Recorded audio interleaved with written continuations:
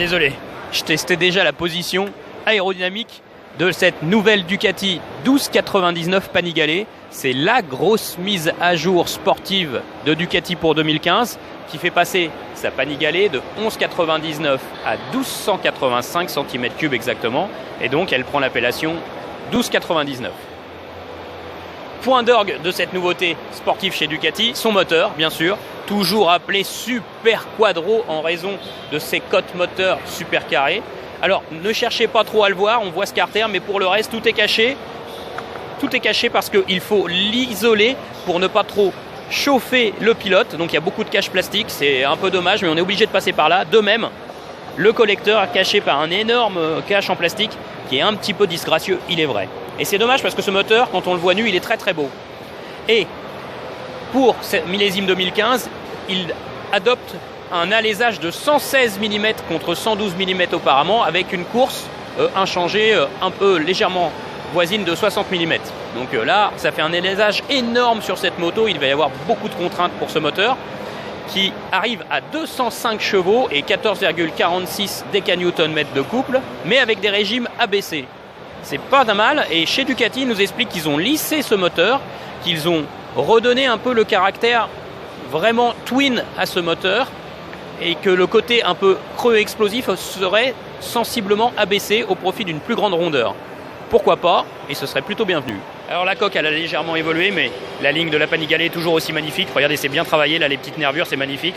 Ici on a la 1299 Panigale S, tout équipé, donc il y a beaucoup de carbone sur cette moto.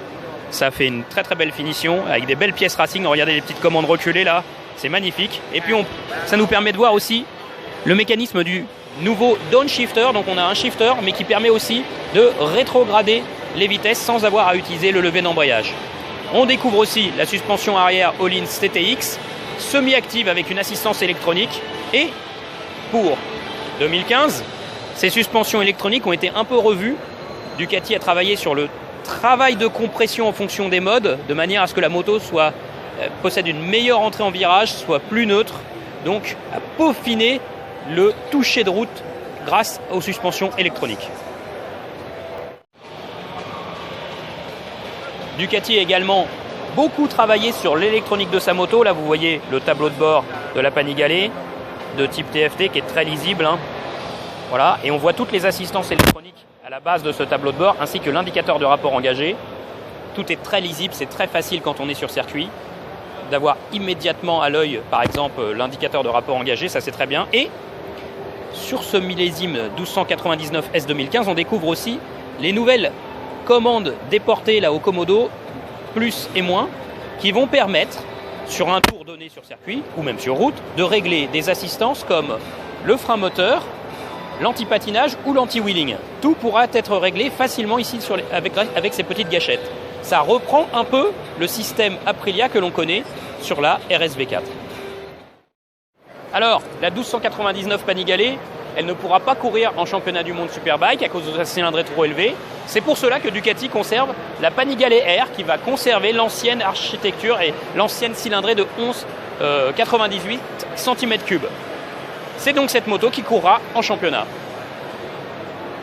Ce que l'on espère finalement avec cette 1299 Panigale, c'est que ça reste une fantastique moto sur circuit et une fantastique moto pour procurer d'excellentes sensations lors des sorties pistes occasionnelles et éventuellement aussi pour un usage routier, même si on sait qu'elle s'épanouit davantage sur circuit. En tout cas, à Motostation, on a vraiment hâte de la tester.